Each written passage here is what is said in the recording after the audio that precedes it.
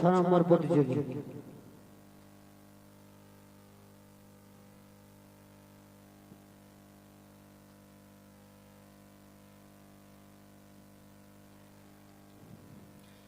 السلام عليكم ورحمة الله وبركاته.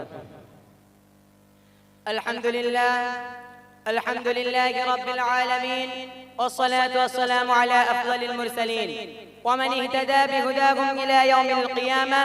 أما بعد، فأعوذ بالله من الشيطان الرجيم. بسم الله الرحمن الرحيم.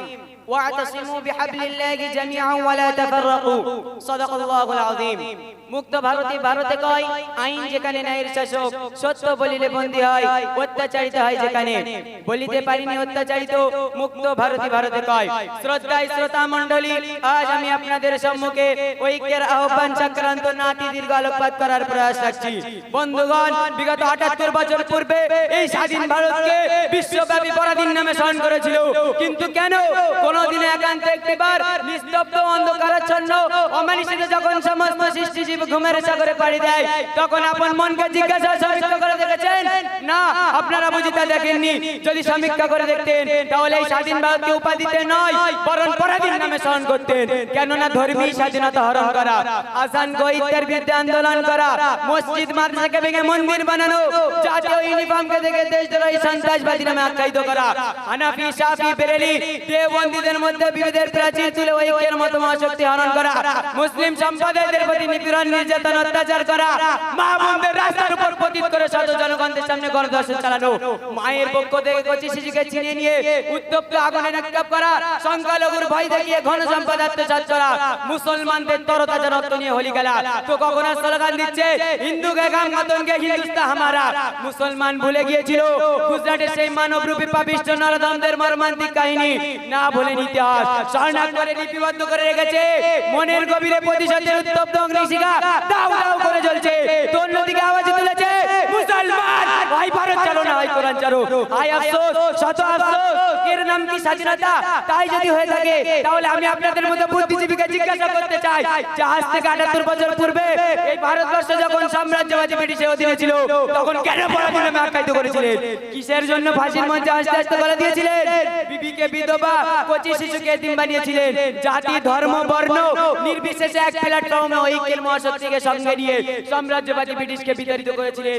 কুল্লু জাতি দিনাদির এর দিকে দৃষ্টি নিক্ষেপ করে দেখো যে ২০০ বছর পচিকিরে খ্রিস্টানরা ইসলাম ধর্মকে কলঙ্কিত বরবাদ মেটানোর জন্য অপপ্রচেষ্টা চালিয়েছিলেন, কিন্তু মানবিত হয়নি। এবার সাজিসের মুসলিম ভিন্ন গোষ্ঠী নারাদম পাপিষ্ঠ নতুন ভাবে প্রচেষ্টা আরম্ভ করুন। কেমন লাগে দেখি?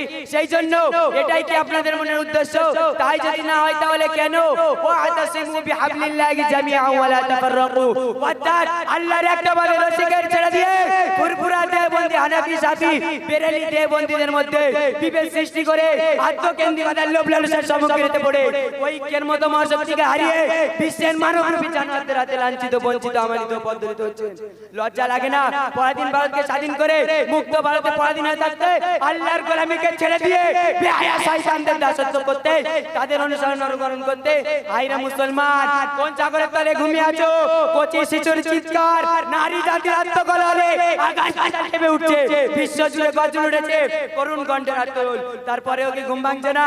আর কবে ঘুম ভাঙবে?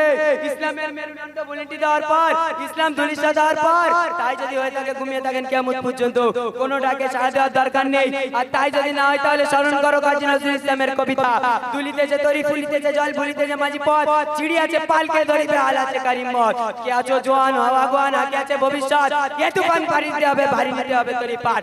শ্রদ্ধায় শ্রোতা মণ্ডলী, অতি বাস্তব কথা বর্তমান মুসলিম সমাজকে গভীর সাগরের অতল তলে নিমজ্জিত করেছে। এমনই জনশূন্য মরুভূমিতে উপস্থিত হয়েছে, আকার শ্রবণ করার মতো আর কেউ নেই। সুতরাং সাগরের জোয়ারকে সৃষ্টি করতে হবে, জনশূন্য মরুভূমিতে তরুণতা দিয়ে অরণ্যে পরিণত করতে হবে, লোহার প্রাচীরে গোলাপের ফুল ফোটাতে হবে, গৌর অমানিসীকে উজ্জ্বল জীবালোকে পরিণত করতে হবে, কাটা বিছানা পথে ফুলের রাস্তা বানাতে হবে। আরে এমনই কঠিন যেমন কাজী নজরুল ইসলাম আপন কান্ডারি হুঁশিয়ারের মধ্যে বর্ণনা করেছেন, ঠিক তেমনি। তবে সমস্যা যতই জটিল হোক, পরিস্থিতি যতই কঠিন হোক, বিচলিত হলে চলবে না। সমস্যা মাত্রই সমাধান আছে। আছে তার সঠিক পন্থা। তবে একথা চিরস্মরণীয়, মা লা ইউদরিকু কুল্লুহু লা ইউদরিকু কুল্লু, অর্থাৎ যেটা সম্পূর্ণরূপে বাস্তবায়ন করা সম্ভব নয় সেটা সম্পূর্ণরূপে পরিত্যাগ করা উচিত নয়। যতটা সম্ভব প্রচেষ্টা চালানো দরকার, ফলাফল সৃষ্টি জগতের স্রষ্টার হাতে। অতএব এর দিকে দৃষ্টির ঝলক নিক্ষেপ করে কুরআন ও হাদিসের জীবন বিধান সঙ্গে নিয়ে আল্লাহর একবাদের ঐক্যের আওয়াজ তুলুন।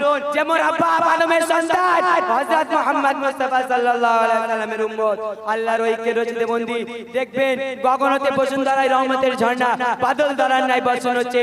নৈতিক ধর্ম নৈতিক স্বাধীনতা ফিরে পাবেন, বিজয় হবে ইসলাম। তাই তো কবির কণ্ঠে ধ্বনিত হয়, পক্ষে আগুন আজও আছে মোর, আমি যে অগ্নিগিরি সে অগ্নি শিখা বিছন আত্মবিস্মৃতি রেখেছে গিরি। ওয়ে পরে আছো আজ হায়রে আত্মবলা, তোমরা জাগিলে সারা পৃথিবী কাইবে বিচন্দরা। এই বলে আমি আমার সংক্ষিপ্ত বক্তৃতা ইতি করছি।